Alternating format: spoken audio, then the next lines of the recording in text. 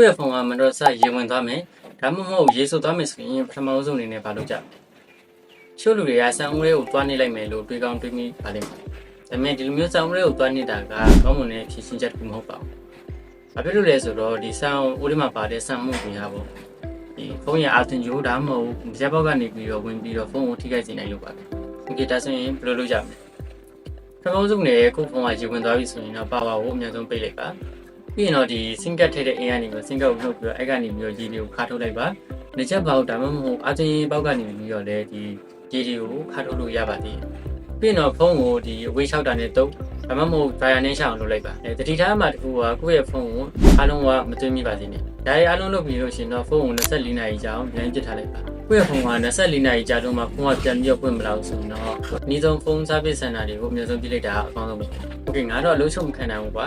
ရေစုခံနိုင်တဲ့ဖုန်းလုံးကိုဝယ်ချင်တယ်ဆိုရင်ဘယ်လိုမျိုးချက်တွေကိုကြည့်ပြီးတော့ဝယ်ချင်လဲဆိုတော့ Happy Rating နည်းနဲ့ဖုန်းတွေကိုဝယ်တင်ပါတယ်ရေစုခံနိုင်ရုံတော့တင်မဟုတ်ဘူးရေပါစိတ်နေတာဆိုရင်တော့ IP68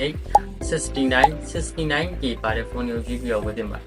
Happy Rating ရဲ့ရှင်းကမ်းမှာပြထားတာတော့ဖုန်းတန်ဘယ်လောက်ထိကာကွယ်နိုင်လဲဆိုတော့ပြသတာဖြစ်ပြီးတော့နောက်မှာပြထားတဲ့ကဏ္ဍတော့ဒီဘယ်လောက်ထိကာကွယ်နိုင်လဲဆိုတာကိုပြသတာဖြစ်ပါတယ်။ โอเคဒီနေ့ဗီဒီယိုကတော့ဒီတော့ပါပဲအားလုံးပဲမနေ့မှပြန်ကြည့်ကြပါ